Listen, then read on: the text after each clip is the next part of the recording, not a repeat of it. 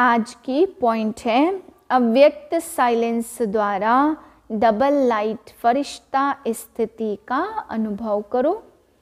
सदा खुशी में झूलने वाले, सर्व के विघ्नहर्ता व सर्व की मुश्किल को सहज करने वाले तब बनेंगे जब संकल्पों में दृढ़ता होगी और स्थिति में डबल लाइट होंगे। मेरा कुछ नहीं, सब कुछ बाप का है। जब बोझ अपने ऊपर रखते हो तब सब प्रकार के विघ्न आते हैं। मेरा नहीं तो निर्विघ्न। ओम शांति। मैं प्रयोगी आत्मा हूँ। मुझसे पवित्रता, शांति का प्रकाश निकल निकल कर फैल रहा है। मुझ आत्मा के पवित्र वाइब्रेशन से ये पूरा वायुमंडल शुद्ध और शांत बन रहा है। 22/1/2024 की वाणी है।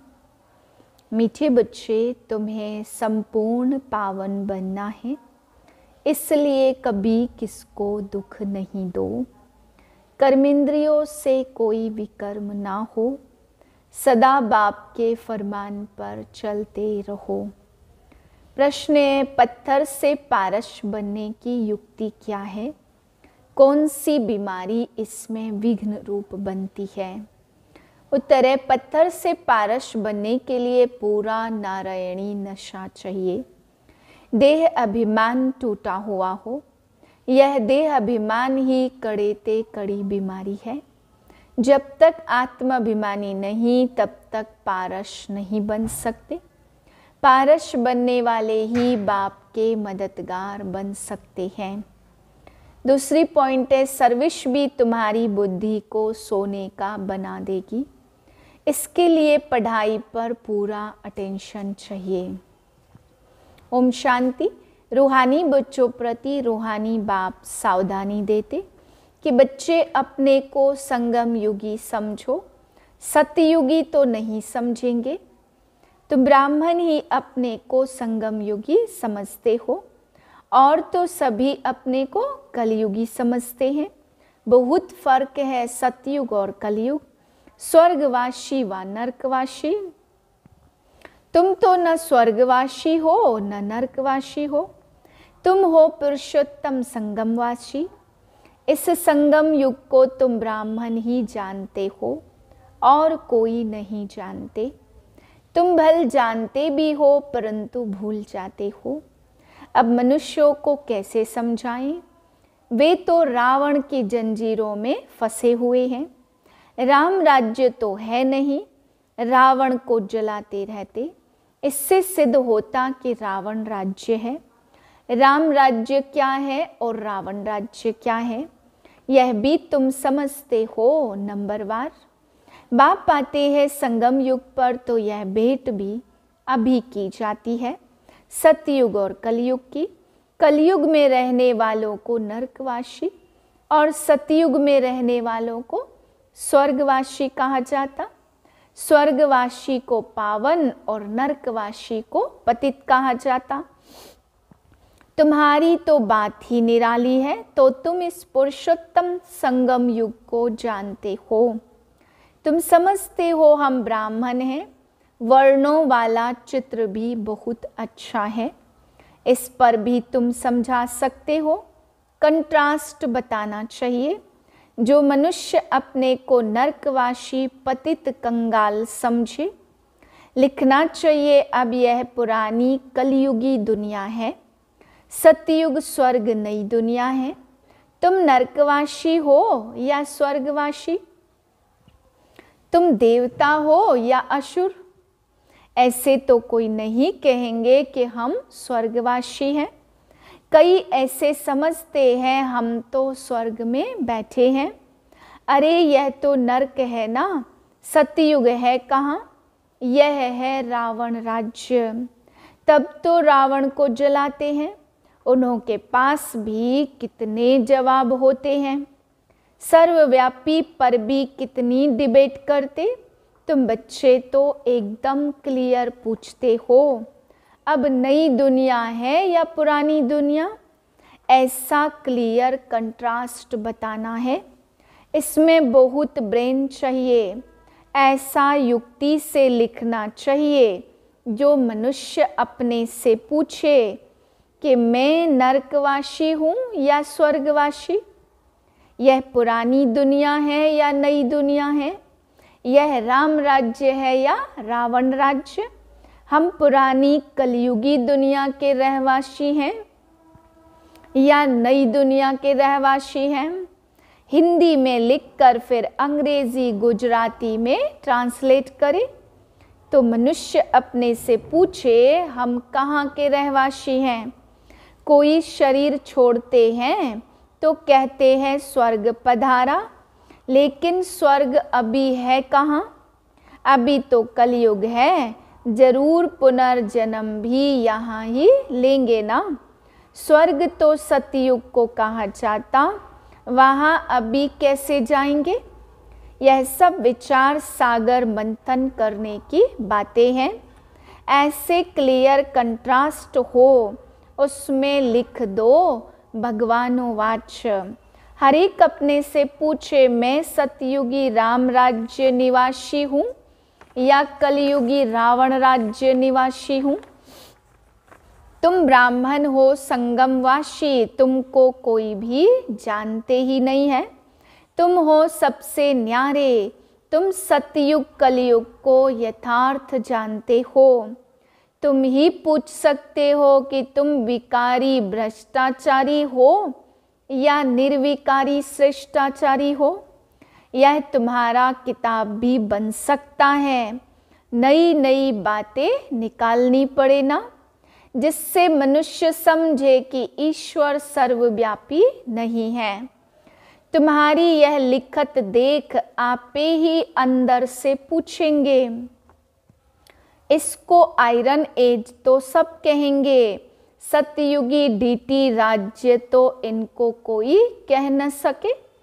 यह है हेल या हेविन, ऐसी फर्स्ट क्लास लिखत लिखो कि मनुष्य अपने को समझ जाएं कि बरोबर हम नरकवासी पतित हैं।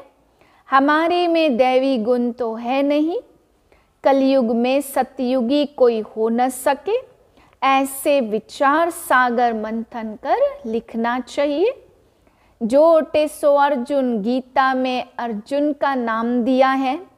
बाबा कहते यह जो गीता है उसमें आटे में नमक है, लून और चीनी में कितना फर्क है, वह मीठा और वह खारा। श्री कृष्ण भगवानोवाच लिखकर गीता ही खारी कर दी है। मनुष्य कितना दलदल में फंस पड़ते हैं। विचारों को ज्ञान के राज का भी पता नहीं है।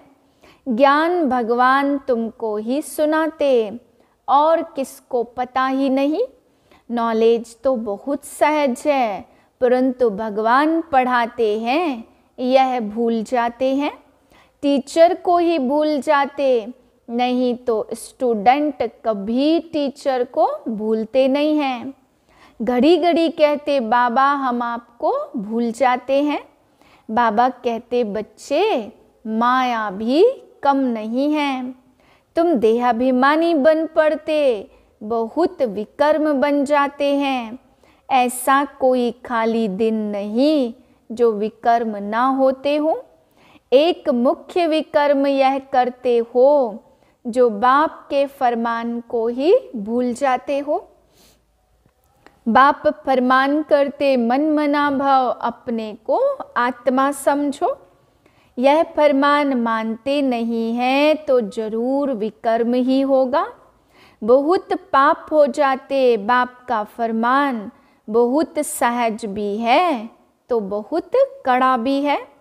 कितना माथा मारे फिर भी भूल जाएंगे, क्योंकि आधा कल्प का देह अभिमान है ना। 5 मिनट भी यथार्थ रीति याद में बैठ नहीं सकते।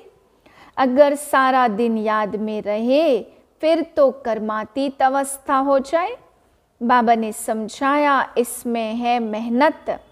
तुम वह जिस्मानी पढ़ाई तो अच्छी रीति पढ़ते हो, हिस्ट्री ज्योग्राफी पढ़ने की कितनी प्रैक्टिस है, परंतु याद की यात्रा का बिल्कुल ही अभ्यास नहीं। अपने को आत्मा समझ बाप को याद करना, यह है नई बात। विवेक कहता, ऐसे बाप को अच्छी रीति याद करना चाहिए। थोड़ा टाइम निकाल रोटी टुक्कड़ खाते हैं, वह भी बाबा की याद में। जितना याद में रहेंगे उतना पावन बनेंगे।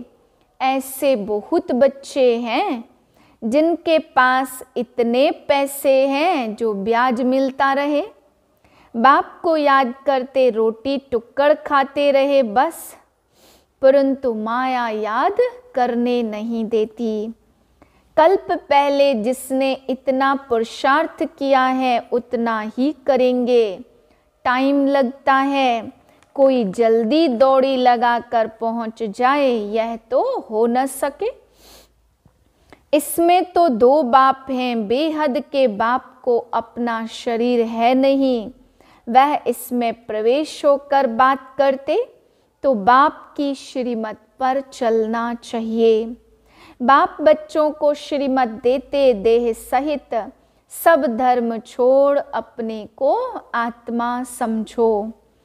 तुम पवित्र आए थे, 84 जन्म लेते लेते तुम्हारी आत्मा पतित बनी है।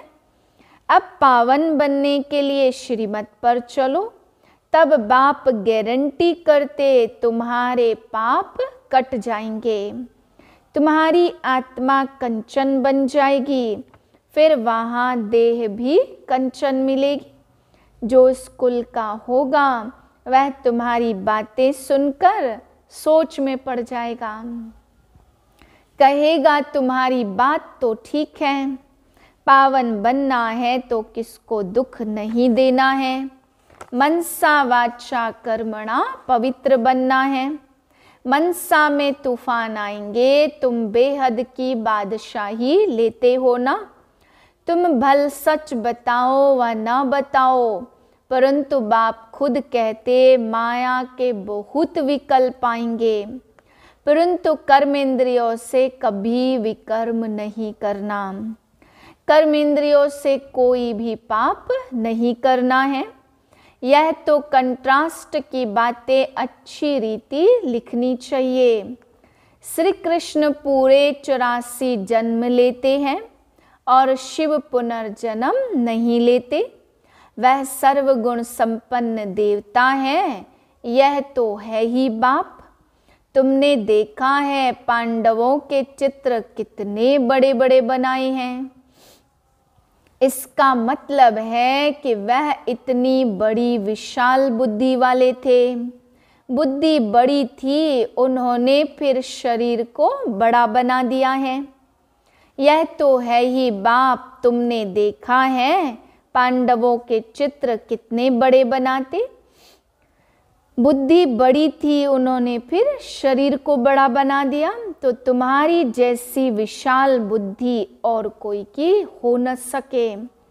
तुम्हारी है ईश्वरी बुद्धि। भक्ति में कितने बड़े बड़े चित्र बनाकर पैसे बर्बाद करते, कितने वेद शास्त्र उपनिषद बनाए, कितना खर्चा किया।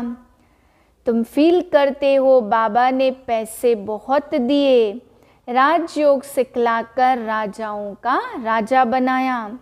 वह जिस्मानी पढ़ाई पढ़कर बैरिस्टर आदि बनते, फिर उससे कमाई होती। इसलिए कहा जाता नॉलेज सोर्स ऑफ इनकम है। यह ईश्वरी पढ़ाई भी सोर्स ऑफ इनकम है, जिससे बेहद की बादशाही मिलती। भागवत रामायण आदि में कोई नॉलेज नहीं है, एम ऑब्जेक्ट ही कुछ नहीं। बाप जो नॉलेजफुल है वह बैठ तुम बच्चों को पढ़ाते हैं। यह है बिल्कुल नई पढ़ाई। वह भी कौन पढ़ाते? भगवान। नई दुनिया का मालिक बनाने के लिए पढ़ाते।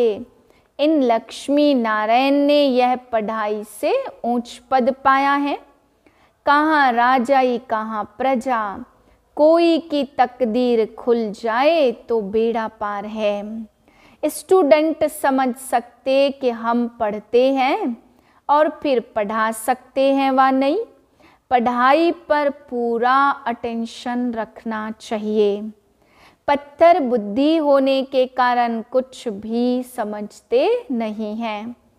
तुमको बनना है सोने की बुद्धि, वह उन्हों की बनेगी जो सर्विस में रहेंगे।